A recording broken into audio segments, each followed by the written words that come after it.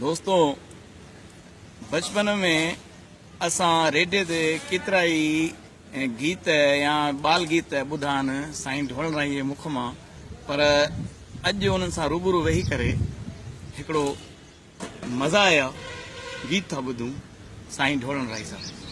आई मज़ा या गीत त न आहे, मज़ा या नज़्म खणी चऊं नज़्म आहे। ऐं ही ईश्वर मुफ़लिस उल्हासनगर जो शायर हो कंहिं ज़माने में, ऐं मज़ाकी नज़्म उन लिखिया। उन जो ही बेस आहे ऐं उन जो नज़्म उन में पोइ मूं एडिशन्स अल्टरेशन्स थोरा कया आहिनि, वधाए ऐं मूं लिखियो आहे त ईश्वर मुफ़लिस शायर हो। हींअर हयात आहिनि? न उनखे साल थी विया गुज़ारे वियो। ऐं असां वटि मज़ाकी लिखण वारो हिकिड़ो ईश्वर मुफ़लिस हो, ॿियो रोचो ख्वाबी अजमेर। हा, रोचो ख्वाबी। भई मूंखे ॿियो त को सुझे कोन थो जंहिं मज़ाकी लिखियो हुजे। त मां नज़्म पेश कयां थो। नज़्म जो उनवान आहे महिमान।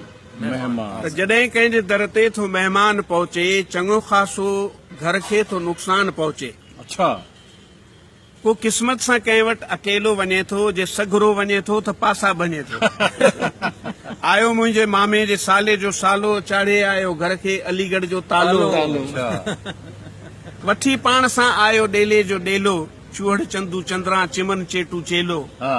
सतों माउ जे हंज में अठों गोद में हो, जो सतों माउ जे हंज में अठों पेट में हो, जो अचणो दुनिया में ईंदड़ ॼेठ में हो।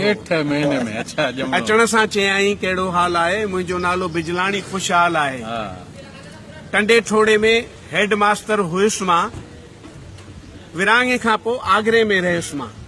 ॿुधो हूंदो शायदि अवां मुंहिंजो नालो, मां आहियां साले जे साले जो सालो। सुञाणा न मां पंहिंजा पूरा नानाणा, तॾहिं बि चयुमि हा तव्हांखे सुञाणा। अच्छा, मजबूरी। तॾहिं बि चयुमि हा तव्हांखे सुञाणा। हा भली आया जी आया, घर आहे तव्हांजो, लंबो ऐं ॾुखेरो सफ़र आहे तव्हांजो। सॼे घर जे लाइ पोइ त आज़ार थी पियो, मुंहिंजो कमरो ॿारनि सां टिमटार थी पियो। वाह हंध न पूरा न पूरियूं फरासियूं, इहो सोचींदे मूंखे आयूं उबासियूं।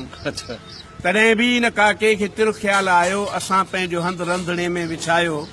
पोइ काके जे खोंगरनि जो आवाज़ आयो, त रड़ियो मुंहिंजो बेबू बचायो बचायो।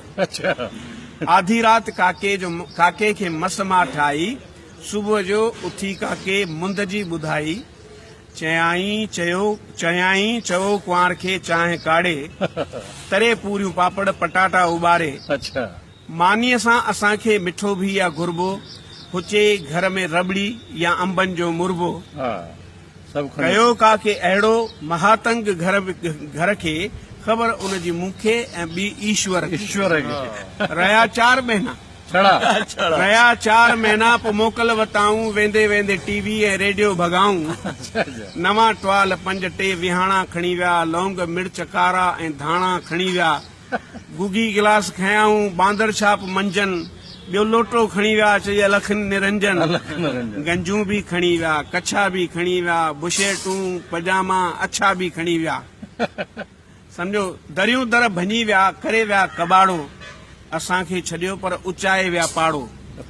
छॾियाऊं न बेबूअ जो जॉनसन पाउडर, छॾियाऊं न बबलूअ जो जॉनसन पाउडर। मुंहिंजी ज़ाल जूं 4 कोटियूं 2 ब्रेज़र।